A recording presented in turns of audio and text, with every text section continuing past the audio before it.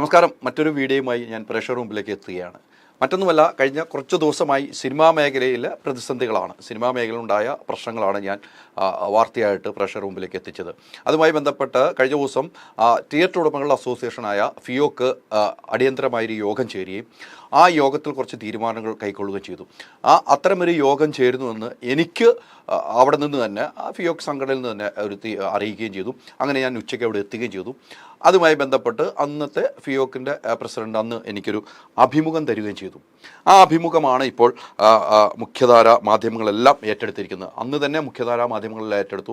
അന്ന് ഫിയോക്ക് പ്രസിഡന്റ് പറഞ്ഞ 22-ാം തീയതി, അത് എന്ന് വെച്ചാൽ ഈ മാസം 22-ാം തീയതി വ്യാഴാഴ്ച മുതൽ അതിന് തിയേറ്ററുകളിൽ മലയാള സിനിമകൾ, പുതിയതായി വരുന്ന മലയാള സിനിമ പ്രദർശിപ്പിക്കില്ല, നിലവിലുള്ള സിനിമകൾ പ്രദർശിപ്പിക്കും, അന്യഭാഷാ സിനിമകൾ പ്രദർശിപ്പിക്കുമെന്നാണ് അന്ന് ഫിയോക്ക് പ്രസിഡന്റ് എനിക്ക് നൽകിയ അഭിമുഖത്തിൽ പറയുന്നത്. അത് കൃത്യമായിട്ട് തന്നെ ഞാൻ എടുത്തു ചോദിക്കുമ്പോൾ 22-ാം തീയതി എന്ന് തന്നെയാണ് ഫിയോക്ക് പ്രസിഡന്റ് വിജയകുമാർ പറയുന്നത്.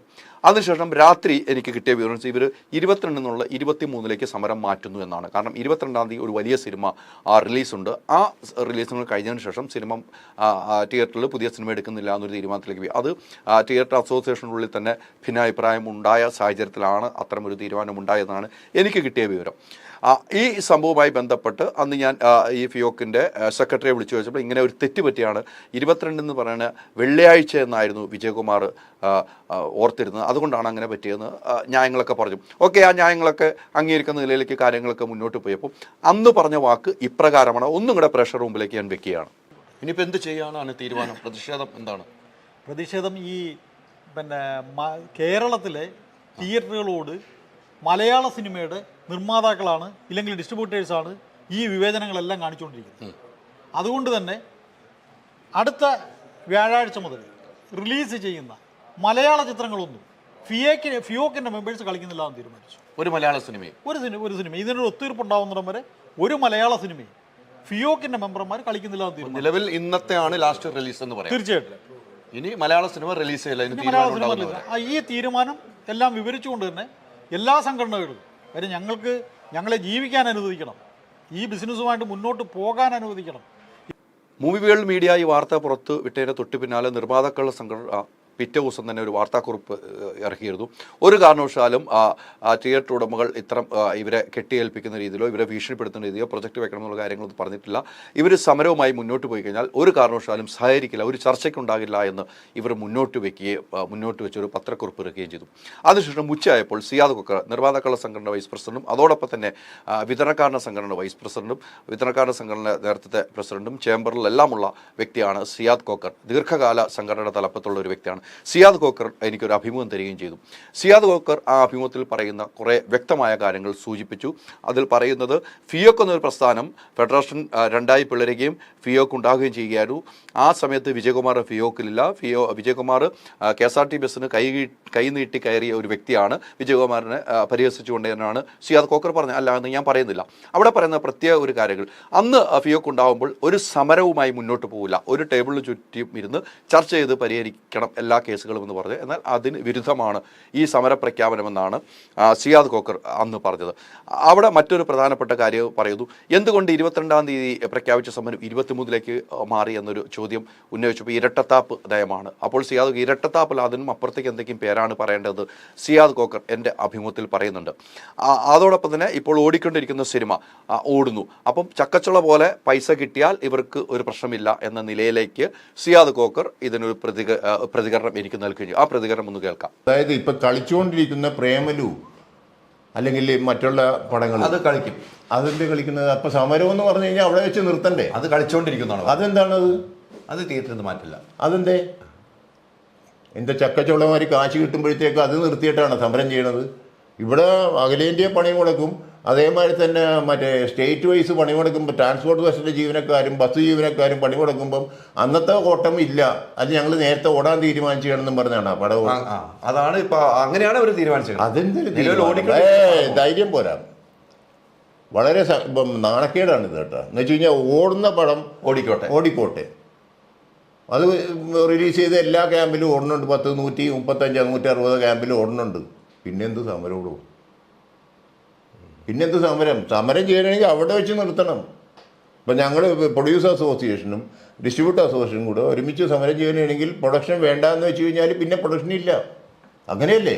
ഞങ്ങൾ 10 ദിവസം ഷൂട്ട് ചെയ്തു, അവിടെ വെച്ച് നിർത്തിക്കുമോ? നിങ്ങൾക്ക് അതിൻ്റെ ആർട്ടിസ്റ്റിൻ്റെ ഡേറ്റ് ഒക്കെ ഞങ്ങൾ മേടിച്ചു തരാം തുടങ്ങുമ്പം. ഇതല്ലേ നമ്മുടെ നയം? ഇതെന്ത് സമരം? ഇരട്ടത്താപ്പ് തോണി പറയാം. ഇരട്ടത്താപ്പെന്നല്ല ഇത് പറയാം, ഇതിന് വേറെ പേരാ പറയണത്. എന്ന് കഴിഞ്ഞാൽ പ്രേമലു ഓടുന്നു, മറ്റേ ടൊവിനോടെ പടം ഓടുന്നു, മറ്റേ ബ്രഹ്മയുഗം ഓടുന്നു. അപ്പം എത്രത്തോളം തിയേറ്റർ ആയിടും? അപ്പം എൻ്റെ ഒരു സംശയം, ഇവർക്ക് എത്ര മെമ്പേഴ്സ് ഉണ്ട് എന്നുവെച്ചാൽ ഈ 3 തിയേറ്ററും കൂടെ കൂട്ടുമ്പോൾ തന്നെ 100-400 സ്ക്രീനായി. പിന്നെ ആരാ സമരം ചെയ്യണത്? നിലവിൽ മുഖ്യധാരാ മാധ്യമങ്ങളെല്ലാം ഈ വാർത്ത ഏറ്റെടുത്തോടുകൂടി വലിയ പ്രതിസന്ധി എന്ന നിലയിലേക്ക് കാര്യങ്ങൾ പോകുന്നു തിയേറ്റർ മേഖല. കാരണം സിനിമാ തിയേറ്ററുകളിൽ ഇപ്പോൾ ആളുകൾ കയറുന്നത് ബ്രഹ്മയുഗമാണെങ്കിലും പ്രംലു ആണെങ്കിലും അതോടൊപ്പം തന്നെ അന്വേഷിപ്പിംഗ് കണ്ടെത്തുകയാണെങ്കിലും ഇതിലെല്ലാം ആളുകൾ ഇഷ്ടം പോലെ ആളുകൾ സിനിമ കാണാൻ കയറുന്നു. നല്ല രീതിയിൽ കളക്ഷൻ കിട്ടുന്ന സമയത്തിൽ ഇത്തരമൊരു സിനിമാ തിയേറ്റർ അടച്ചിടേണ്ട ഒരു കാര്യമില്ല എന്ന് ഫിയോക്ക് സംഘടനയ്ക്കുള്ളിൽ തന്നെ അതിൻ്റെ സംഘടനയുടെ തലപ്പത്തിരിക്കുന്നവർ തന്നെ അഭിപ്രായ വ്യത്യാസം ഉണ്ടായിട്ടുണ്ട് എന്ന കാര്യം കൃത്യമാണ്. ഞാൻ ഇവരൊക്കെയായിട്ട് ഫോണിൽ ബന്ധപ്പെടുന്ന ഒരാളാണ്. ആ ഫോണിൽ ബന്ധപ്പെടും ഇങ്ങനെ ഒരു തീരുമാനം എടുക്കരുത് എന്ന നിലയിലേക്ക് പോയി. എന്തായാലും ഒരു കാര്യം വ്യക്തമാണ്, ഇങ്ങനെ വാർത്താ മാധ്യമങ്ങൾ നിറഞ്ഞു വന്നതോടുകൂടി ഇന്ന് കൊച്ചിയിൽ അടിയന്തരമായി ഒരു യോഗം ചേർന്നു. ആ യോഗത്തിൽ വിജയകുമാർ ഉൾപ്പെടെ ഉള്ളവർ പങ്കെടുത്ത് വിജയകുമാർ ഇന്ന് രാവിലെ തന്നെ പറയുന്നു 3 മണിക്ക് വാർത്താ സമ്മേളനം നടത്താമെന്ന് പറയുന്നു. 3 മണിക്ക് കേരളത്തിലെ മുഖ്യ മാധ്യമങ്ങൾ എല്ലാവരും, ഞാനും ഉൾപ്പെടെയുള്ള മുഖ്യ മാധ്യമങ്ങൾ, നമ്മളൊരു യൂട്യൂബ് ചാനലാണ്, മുഖ്യ മാധ്യമങ്ങൾ എല്ലാവരും അവിടെ എത്തിക്കൊണ്ടായിരുന്നു. മൂവി വേൾഡ് മീഡിയ ഈ വാർത്ത കൊടുത്ത വ്യക്തി എന്നതിന് ഞാനും അവിടെ എത്തിക്കൊണ്ടായിരുന്നു. അവിടെ പറഞ്ഞ 2-3 കാര്യങ്ങൾ കൃത്യമായി ഞാൻ ആ പ്രഷർ റൂമിലേക്ക് ഞാൻ ഫുൾ വീഡിയോ അപ്പ് ചെയ്തിട്ടുണ്ട്. എങ്കിലും ഈ കാര്യങ്ങളൊന്ന് ബോധ്യപ്പെടുത്താം. ഞാനും വിജയകുമാറുമായി വലിയ രീതിയിൽ അഭിപ്രായ വ്യത്യാസം ഇവിടെ ഉണ്ടായി. അതിൻ്റെ മുഖ്യ കാരണങ്ങൾ ഇങ്ങനെയാണ്. ആ 22-ാം തീയതി പ്രഖ്യാപിച്ച സമരം എന്തുകൊണ്ട് 23-ലേക്ക് മാറിയെന്ന് ചോദിച്ചപ്പോൾ വിജയകുമാർ അത് ഒരു മറ്റൊരു രീതിയിലേക്ക് വ്യാഖ്യാനിച്ചുകൊണ്ടാണ് വിജയകുമാർ എടുത്തത്. അത് താങ്കൾ വന്ന് ചോദിച്ചപ്പോൾ അങ്ങനെ പറഞ്ഞു, അത് മനഃപൂർവ്വം പറഞ്ഞതാണ്. കാരണം താങ്കൾ ഉടൻ തന്നെ എൻ്റെയും സിയാദ് കോക്കറിൻ്റെയും ഏറ്റവും അടുത്ത സുഹൃത്താണ് ഹൈദർ അലി എന്ന ഒരു പരാമർശത്തോടു കൂടി അദ്ദേഹം പറഞ്ഞ് വലിയ രീതിയിലുള്ളൊരു പൊട്ടിത്തെറിയിലേക്ക് പോയി. ഞാനും ഇദ്ദേഹത്തെ വെല്ലുവിളിക്കുന്നു, അദ്ദേഹം എന്നെ വെല്ലുവിളിക്കുന്ന നിലയിലേക്ക് കാര്യങ്ങൾ പോയി. ഞാൻ പറഞ്ഞു മഞ്ഞുമൽ ബോയ്സ് റിലീസ് 23-ലേക്ക് മാറ്റിയാൽ നിങ്ങൾ 23-ാം തീയതി സമരം നടക്കുമെന്ന് ചോദിച്ചപ്പോൾ അദ്ദേഹം പറഞ്ഞു മഞ്ഞുമൽ ബോയ്സ് എന്ന സിനിമയ്ക്ക് ഞങ്ങൾ കമ്മിറ്റ്മെൻറ്റ് ചെയ്തിട്ടുണ്ട്. ഞാൻ പറഞ്ഞു സിനിമകൾ വേണം, സിനിമകൾ റിലീസ് ചെയ്യണം, ഒരു സിനിമയും റിലീസ് ചെയ്യാതെ ഇരിക്കരുത് എന്ന് ഞാൻ ആവർത്തിച്ച് പറഞ്ഞുകൊണ്ട് തന്നെ പറയുന്നു. സമരത്തിൻ്റെ ഇരട്ടത്താപ്പിൻ്റെ നയമാണ് ഞാൻ പറയുന്നത്.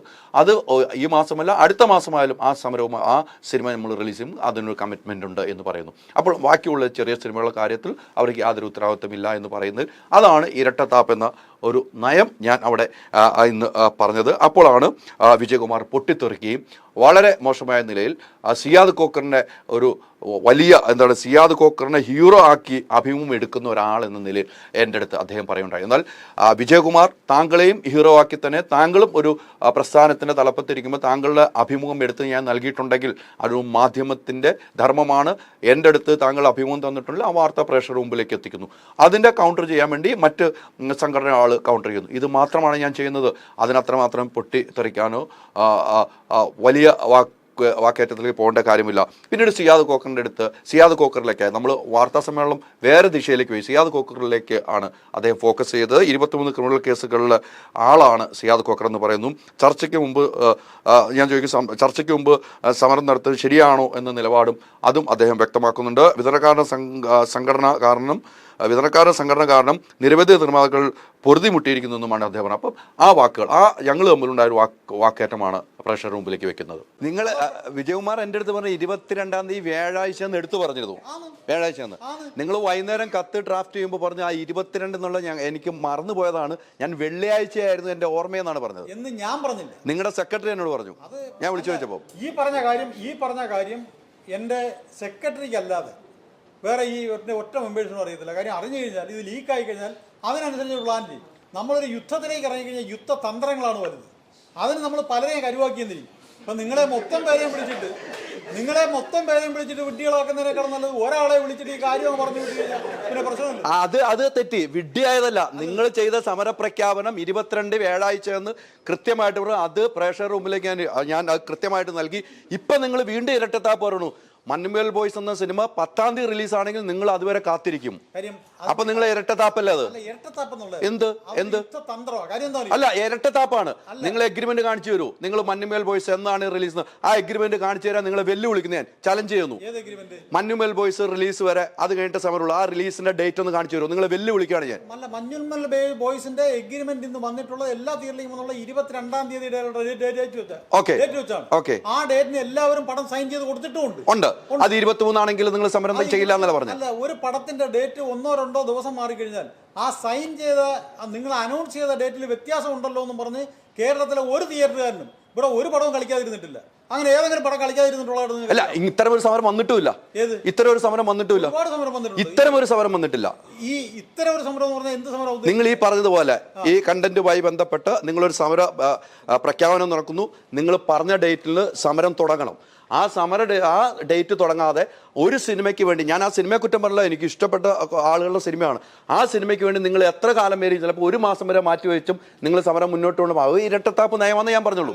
ഈ 22-ാം തീയതി നമ്മൾ സമരം 23-ാം തീയതി ആക്കിയെന്ന് പറഞ്ഞപ്പോൾ നമ്മുടെ ഇദ്ദേഹത്തിന്റെ റിപ്പോർട്ട് ഇന്റർവ്യൂ അദ്ദേഹം പൊട്ടിത്തെറിക്കുന്ന കണ്ടില്ലേ? ഇവർക്ക് എന്തുകൊണ്ട് 22-ാം തീയതി സമരം ചെയ്തുകൂടാ? ചേടാ, ഇത് ഞങ്ങൾ എന്തുകൊണ്ട് 22-ാം തീയതി സമരം ചെയ്തുകൂടാന്ന് അവരാണോ തീരുമാനിക്കുന്നത്? അതിന്റെ എത്തിക്സ് എന്താണെന്നാണ് ചോദിക്കുന്നത്. അതായത് ഒരു പടം 22-ാം തീയതി റിലീസ് ചെയ്താൽ ആ പടമെങ്കിലും അങ്ങ് രക്ഷപ്പെടുമല്ലോ എന്നല്ല ആ പടത്തിന്റെ വിതരണക്കാരൻ ചിന്തിക്കുന്നത്. പകരം അതിനെ കൂടെ പിടിച്ച് മാട്ടത്തക്ക രീതിയിൽ എന്തുകൊണ്ട് അവർക്ക് ഒരു ദിവസം മുമ്പേ സമരം ചെയ്തുകൂടെന്നാണ് ചോദിക്കുന്നത്. ആ ആൻസർ ആയിരുന്നു എനിക്ക് ആവശ്യം. കാര്യം അത് ഞാൻ എന്ത് ചെയ്തെന്നറിയാമോ? ഈ സാധനം ക്ലിപ്പ് ചെയ്ത് ഞാൻ സൗബിൻ്റെ ഫാദറിന് അയച്ചു കൊടുത്തിട്ടുണ്ട്.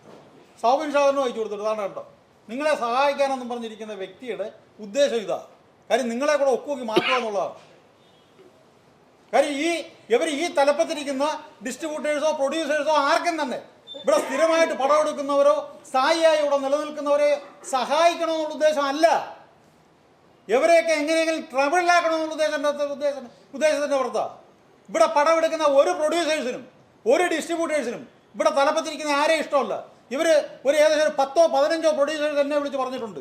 കാര്യം വെച്ചാൽ എൻ്റെ വിജയകുമാറെ നമുക്ക് പടം ഇറക്കുന്നതാണ് താല്പര്യം, യുവമാരെ കൊണ്ട് പൊറുതി മുട്ടിയെന്ന്. ഈ ഡിസ്ട്രിബ്യൂട്ടർ സംഘടനയെ കൊണ്ട് പൊറുതി മുട്ടി എത്ര പേരാ ഉള്ളത്? നിങ്ങൾ മാസത്തിലൊരിക്കൽ ഇദ്ദേഹത്തെ ഹീറോ മാതിരി ഇന്റർവ്യൂ ചെയ്ത് കാണിക്കുന്നുണ്ടല്ലോ. എന്ത് ഹീറോയിസോ അദ്ദേഹത്തിനുള്ള 23 ക്രിമിനൽ കേസുള്ളതോ? ആ, ഇപ്പൊ ഇന്നലെയും പേപ്പറിനകത്ത് നിങ്ങൾ കണ്ടേയില്ലേ തട്ടിയിട്ട് കേസ്? എന്ത് ഹീറോയിസോ അദ്ദേഹത്തിനുള്ള? നിങ്ങൾ മാസത്തിലൊരിക്കൽ അദ്ദേഹത്തെ ഇരുത്തി മേക്കപ്പ് ഒക്കെ ഇട്ടിരുത്തി ഇങ്ങനെ ഇന്റർവ്യൂ ചെയ്ത് കാണിക്കുന്നതാണ്. വേറെ ഒരു ചാനലിലും കാണാറുള്ളൂ, യൂട്യൂബ് ചാനലിൽ. അപ്പം ഞാൻ ചോദിക്കുന്നത് എന്ത് സവിശേഷതയുടെ പുറത്താ? അദ്ദേഹത്തിന് തട്ടിപ്പ് കേസിൽ പ്രതിയായതുകൊണ്ടോ അതോ പറ്റിയ കേസിൽ പ്രതിയായതുകൊണ്ട്? എന്തുകൊണ്ടാ അങ്ങനെയുള്ളവരെ തലപ്പത്ത് വയ്ക്കുമ്പോൾ താങ്കളും ചേംബറിൽ ഉണ്ടായിരുന്നല്ലേ? താങ്കൾ ചേംബറിന്റെ പ്രസിഡന്റ് ആയിരുന്നു. അന്ന് സിയാദ് ബക്കർ ചേംബറിലുണ്ട്. എന്തുകൊണ്ട് അന്ന് പ്രതികരിച്ചില്ല? ഇങ്ങനെ തട്ടിപ്പ് കേസിൽ പ്രതിയായ ആളെ എന്തൊരു ചേംബറിൽ വെക്കണം ചോദിച്ചോ താങ്കൾ? ഈ 2-3 വർഷത്തിന് ഇപ്പുറമാണ് ഈ സംഭവം. പിന്നെ ഈ സംഭവം അദ്ദേഹത്തെ ഞങ്ങളല്ല ഒന്നും ചെയ്യേണ്ടത്. ഇപ്പോൾ പ്രൊഡ്യൂസർ അസോസിയേഷന്റെ ഒരു മെമ്പർക്ക്, ഒരു എക്സിക്യൂട്ടീവ് മെമ്പർക്ക് ഒരു കേസുണ്ടെന്ന് പറഞ്ഞ് പ്രൊഡ്യൂസർ അസോസിയേഷൻ അദ്ദേഹത്തെ എടുത്ത് പുറത്ത് കളഞ്ഞു. കണ്ടല്ലോ? അതെ അതെ. അപ്പോൾ ഈ കേസുള്ളവരെ എല്ലാം പുറത്ത് കളഞ്ഞു കഴിഞ്ഞാൽ ഇദ്ദേഹത്തിന്റെ സ്ഥാനം എവിടെ ആയിരിക്കും? പിന്നെ ഇതൊന്നും നമ്മുടെ വിഷയമല്ല, ഇവിടുത്തെ വിഷയമല്ല, നമ്മുടെ വിഷയമല്ല. ഇപ്പൊ ഈ സമരം 23-ാം തീയതി തന്നെയാണോ അതോ ആ പടം റിലീസ് ചെയ്തിട്ടാണോ? നമ്മുടെ സമരം ഇപ്പോഴും 23-ാം തീയതി മുതൽ തന്നെ തീരുമാനിച്ചു. 23-ാം തീയതി നിർമ്മാതാക്കളുടെ സംഘടന 6 പേരാണ് ഈ പ്രൊജക്ടർ വെക്കണമെന്ന് നിർബന്ധിക്കുന്നത്. അവരുടെ കമ്പനിയാണ്. ആ കമ്പനി ആരുടെ പേരിലാണ്? ആ കമ്പനിയിലെ അംഗങ്ങളുടെ പേര് പറയാൻ പറഞ്ഞു മാധ്യമപ്രവർത്തകർ. എൻ്റെ അടുത്ത സുഹൃത്തുക്കൾ ചോദിച്ചപ്പോൾ ആ പേര് പറയാൻ അവർ ബാധ്യസ്ഥനല്ല, അവർ പേര് പറയില്ല എന്ന് പറയുന്നു. ആ പേര് പറയില്ല. അത് അവിടെ പറയുന്നു ഹൈദരലിക്ക് ആ പേര് അറിയാം, ഹൈദരലി ആ പേര് പറയട്ടെ. ഞാൻ അവിടെ പേര് പറഞ്ഞ എൻ്റെ രഹസ്യമായിട്ട് കിട്ടുന്ന കാര്യങ്ങൾ ഞാൻ അവിടെ പരസ്യമായിട്ട് പറയാനുള്ള ആളല്ല. അത് നിങ്ങൾക്കറിയാമെങ്കിൽ നിങ്ങൾ പേര് പറയണമെന്ന് ആവർത്തിച്ചപ്പോൾ അവർ പറയുന്നില്ല. എന്തുകൊണ്ട് ആ 6 പേരുടെ പേര് പുറത്ത് പറയാത്തതെന്ന് ചോദ്യത്തിന് അവർക്ക് മറുപടിയില്ല. ആരുടെയാണ് ആ കമ്പനി? നിർമ്മാതാക്കളുടെ സംഘടനയായി എന്താണ് ഈ കമ്പനിക്കുള്ള നിലപാട്? ഈ കാര്യവും വ്യക്തമാക്കണമെന്ന് അവർ ആവശ്യപ്പെട്ടിട്ടുണ്ട്. ആ വാക്കുകൾ നമ്മുടെ ഏറ്റവും അടുത്ത ഫ്രണ്ട്സിൽ ഒരാളാണ്. അപ്പൊ ഈ 6 പേരാണ് ഈ പ്രശ്നക്കാർ നിർമ്മാതാക്കളുടെ സംഘടനയിൽ. ഈ കമ്പനി അല്ല, പ്രശ്നക്കാരെന്ന് ഞാൻ പറയുന്നില്ല, കമ്പനി ഉണ്ടാക്കിയിരിക്കുന്നു. അതെ, 6 പേരുടെ പേരിലാണ് കമ്പനി. നിങ്ങളൊക്കെ മാധ്യമ പ്രവർത്തകരല്ലേ, നിങ്ങൾക്ക് അന്വേഷിക്കാമല്ലോ ഇത് ആരാണ് ഈ കമ്പനി, ഇത് ഏതാണ് കമ്പനി എന്ന് നിങ്ങൾക്ക് അന്വേഷിച്ചൂടെ? അപ്പോൾ നിങ്ങൾക്ക് അറിയാൻ പറ്റും. ഇല്ല, പേര് പേര് പറയുന്നത് ബുദ്ധിയായിരിക്കും. നിങ്ങൾക്ക് അറിയാലോ, ലിസ്റ്റ് അറിയാലോ. എന്നേക്കാൾ കൂടുതൽ ആ പേരുകൾ നിങ്ങൾക്ക് അറിയാം, പ്രത്യേകിച്ചും ഹൈദരാലിക്ക് അറിയാം. ഒന്ന് പറ. പക്ഷേ ഹൈദരാലിക്ക് അറിയാം. അറിയത്തില്ല എന്ന് ഹൈദരാലി പറയട്ടെ. സംഘടനാപരമായി പറയാനല്ല, സംഘടനാപരമായ ഇത് ഈ വ്യക്തിപരമായുള്ള പരാമർശങ്ങൾ കഴിവതും ഞാൻ നടത്താറില്ല. എന്നെ പറ്റി ഒരുപാട് വ്യക്തി പരാമർശങ്ങൾ നടത്താറുണ്ട്, പക്ഷേ ഞാനത് പറയാറില്ല. കാര്യം നാളെ ആയാലും നമുക്ക് ഇവരെ കണ്ട ഒരു ഹലോ എങ്കിലും പറയാം. വ്യക്തി പരാമർശങ്ങളും നമ്മുടെ ഇതുമായിട്ട് കൂട്ടിക്കഴിക്കാറില്ല ഞാൻ, ആരെ എന്തൊക്കെ തന്നെ. അല്ല, അത് കമ്പനിയല്ല, അത് 6 വ്യക്തികളുടെ പേരിൽ ഉണ്ടാക്കിയിരിക്കുന്ന ഒരു പ്രസ്ഥാനം.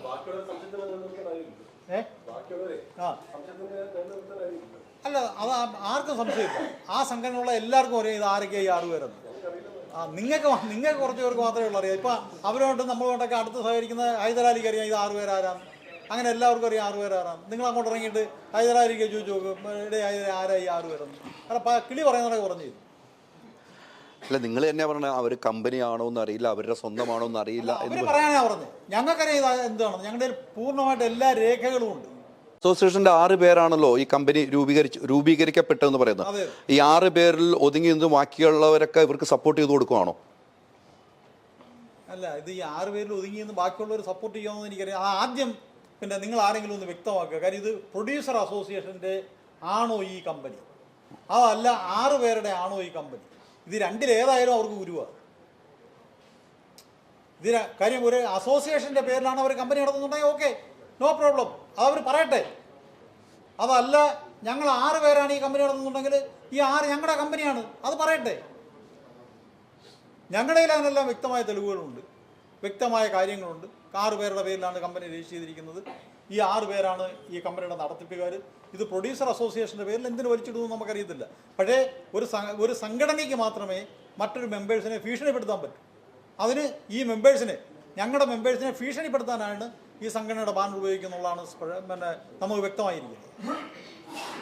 നിർമ്മാതാക്കളുടെ സംഘടന ബാനറിൽ അസോസിയേറ്റ് ആളുകളെ ഭീഷണിപ്പെടുത്തുന്നു.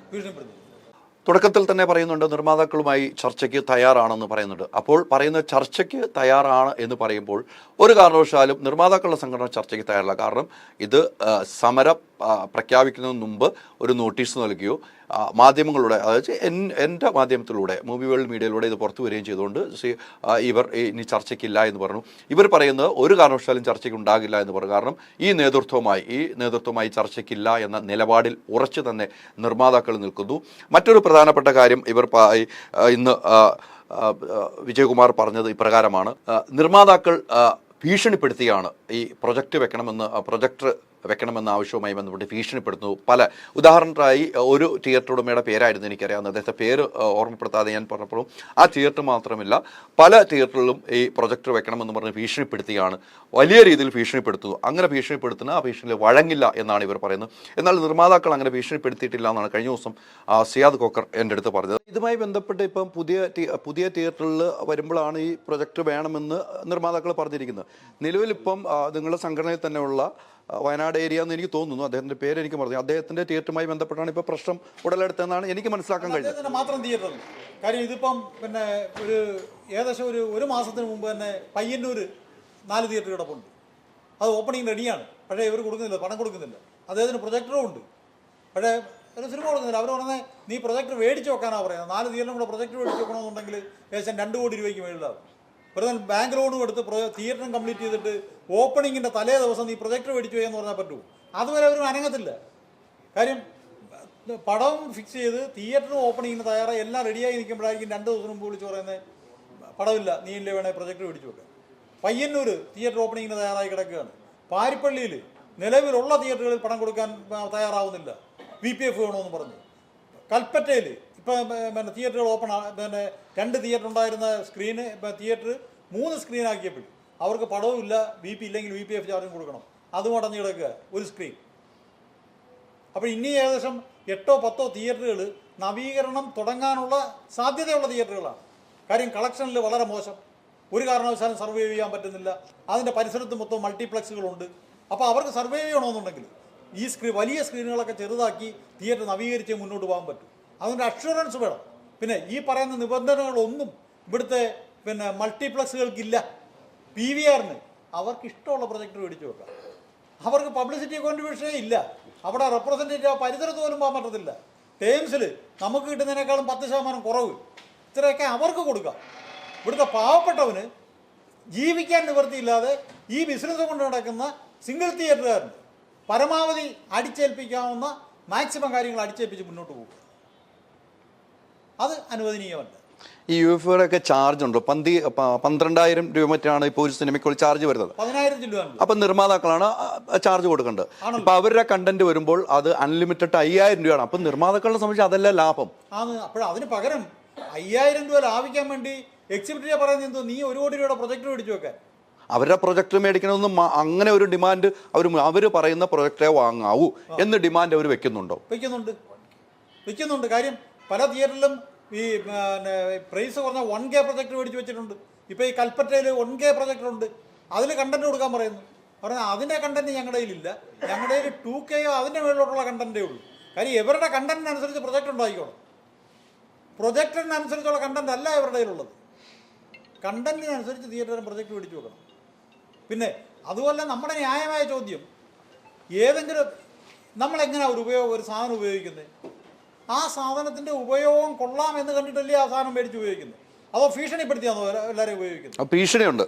ഇവിടെ വെച്ചിരിക്കുന്ന ഈ കമ്പനി, ഈ പ്രൊഡ്യൂസർ അസോസിയേഷൻ്റെ സപ്പോർട്ടോടുകൂടി പ്രവർത്തിക്കുന്ന ഈ കമ്പനിയുടെ കണ്ടന്റ് യൂസ് ചെയ്യുന്ന 65 സ്ക്രീനുകളും ഭീഷണിയുടെ പുറത്ത് മാത്രമാണ് ഉപയോഗിച്ചുകൊണ്ടിരിക്കുന്നത്. ഭീഷണിപ്പെടുത്തി മാത്രമാണ് അവരെ ഈ സാധനത്തിലൂടെ കടത്തിവിട്ടത്. കോഴിക്കോട് ഒരു മാള് ഓപ്പൺ ചെയ്യാൻ തയ്യാറായിട്ട് 3 മാസമായി, ഓപ്പൺ ചെയ്യാൻ സമ്മതിക്കുന്നില്ല. കാര്യം നിങ്ങൾ ഞങ്ങളുടെ കണ്ടന്റ് എടുക്കത്തക്ക രീതിയിലുള്ള പ്രൊജക്ടർ മേടിച്ച് വെച്ചിട്ട് ഓപ്പൺ ചെയ്താൽ മതി എന്നാണ് പറയുന്നത്. അവർക്ക് എന്നാലേ ഫിലിം കൊടുക്കുന്നുള്ളൂ. അപ്പോൾ ഈ പ്രൊജക്ടർ എടുത്ത് വെച്ചിരിക്കുന്ന, ഇല്ലെങ്കിൽ ഈ കണ്ടന്റ് യൂസ് ചെയ്തിരിക്കുന്ന കംപ്ലീറ്റ് വരും ലെറ്റർ തരാൻ തയ്യാറാണ്. അവരെ ഭീഷണിയുടെ പുറത്താണ് ഈ സാധനം ഉപയോഗിപ്പിച്ചത്. ഇപ്പോൾ പ്രൊജക്ടർ വാങ്ങണമെങ്കിൽ 2 കോടി രൂപ വേണമെന്നാണ് പറയുന്നത്. ഇവർ പ്രൊജക്ടർ വാങ്ങണമെന്നുള്ള നിലപാടാണ് എടുത്തിരിക്കുന്നതെന്ന് ഇപ്പോഴും സംശയമുണ്ട്.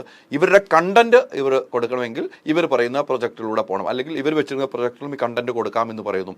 ഇവർ കൊടുക്കുന്ന കണ്ടന്റിന് അൺലിമിറ്റഡ് ആയി ഈ സിനിമ ഓടുന്നത് 5,000 സംതിങ് ആണ് വരുന്നത്.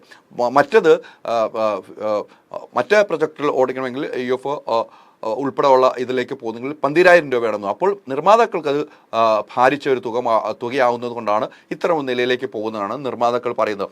അന്ന് ചേംബറിൻ്റെ പ്രസിഡന്റായിരുന്ന വിജയകുമാർ ഉൾപ്പെടെയാണ് ഈ സമ്പ്രദായം ഉദ്ഘാടനത്തിന് ആളുകളെ ക്ഷണിക്കുകയും അദ്ദേഹം അത് ഓർത്തെടുക്കുന്നു. അത് എനിക്ക് തന്നെ പാരയാവും, അല്ലെങ്കിൽ എൻ്റെ സംഘടനയ്ക്ക് തന്നെ പാരയാകുമോ എന്ന ഒരു സംശയം ഇപ്പോൾ ഇന്നത്തെ വാർത്താ സമ്മേളനത്തിൽ അദ്ദേഹം ഉന്നയിച്ചിട്ടുണ്ട്. ആ വാക്കൊന്ന് കേട്ടു നോക്കാം. വിജയേട്ടാ, ഇതിനു മുമ്പും ഈ കാര്യങ്ങളൊക്കെ ഇതിനു മുമ്പും ഇത് ചർച്ച നടന്നതാണ് അല്ലേ? അല്ല, എല്ലാം തീരുമാനിക്കപ്പെട്ടാണ് ഈ കാര്യങ്ങൾ നോക്കിക്കൊണ്ടത്. അപ്പോൾ അവർ 100% ഞങ്ങളോട് പറഞ്ഞതാണ്, എക്സിസ്റ്റിംഗ് തിയേറ്ററുകാരെ ഞങ്ങളൊന്നും ചെയ്തിട്ടില്ല. അത് പറഞ്ഞിരുന്നായിരുന്നു അല്ലേ?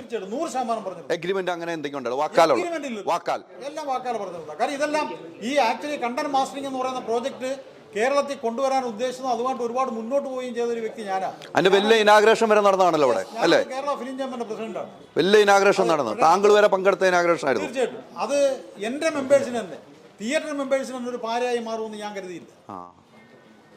ഈവൻ അത് തുടങ്ങാനുള്ള ഫണ്ട് റിലീസ് ചെയ്ത് കൊടുത്തത് തന്നെ ഞാൻ ചേംബർ പ്രസിഡന്റ് ആയിരുന്നപ്പോഴാണ്.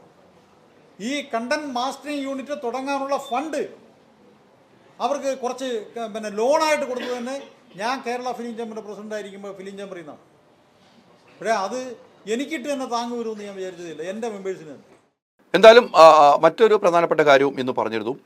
ഇനി ഞങ്ങളുടെ എന്ന് വെച്ചാൽ ഫിയോക്ക് സംഘടനയുടെ തിയേറ്ററിൽ ഇപ്പോൾ ഇവർ കൊടുക്കുന്ന കണ്ടന്റ്, നിർമ്മാതാക്കൾ കൊടുക്കുന്ന കണ്ടന്റ് അല്ലാതെ ഏത് നിർമ്മാതാവും ആ കണ്ടൻ്റല്ലായ നിർമ്മാതാവ് ഒരു സിനിമ റിലീസ് ചെയ്യാൻ തയ്യാറായാൽ ഇവർ സിനിമ റിലീസ് ചെയ്യാൻ തയ്യാറാണെന്ന് പറയും. എന്ന് വെച്ചാൽ നിർമ്മാതാക്കൾ പറയുന്നു ഇവർ പറയുന്ന പ്രൊജക്റ്റും ഇവർ കൊടുക്കുന്ന കണ്ടൻറ്റും വേണം, അല്ലെങ്കിൽ സിനിമ കൊടുക്കില്ല എന്ന് പറയുമ്പോൾ ഇനി ഒരു നിർമ്മാതാവ്, ഇനി 1-ാം തീയതിയോ 2-ാം തീയതിയോ സിനിമ റിലീസ് ചെയ്യാനുള്ള ഒരു നിർമ്മാതാവ് അവർ കൊണ്ട് ഈ ഫിയോക്കിൻ്റെ അടുത്ത് പറയാണ്, ഞങ്ങൾ തരാം, ഞങ്ങൾ ഇതൊന്നും നോക്കുന്നില്ല, നിങ്ങളുടെ എല്ലാ സ്ക്രീനിലും കളിക്കാൻ ഞങ്ങൾ തരാം എന്ന് പറഞ്ഞാൽ ഇവർ റിലീസ് ചെയ്ത് കൊടുക്കാനും തയ്യാറാണെന്ന് ഒരു കാര്യം പറഞ്ഞു. അത് പുതിയതായിട്ട് ഇറങ്ങുന്ന നിർമ്മാതാക്കൾ അറിയുന്നതിന് വേണ്ടിയാണ് ആ കാര്യം കൂടെ ഞാൻ ഓർമ്മപ്പെടുത്തിയത്.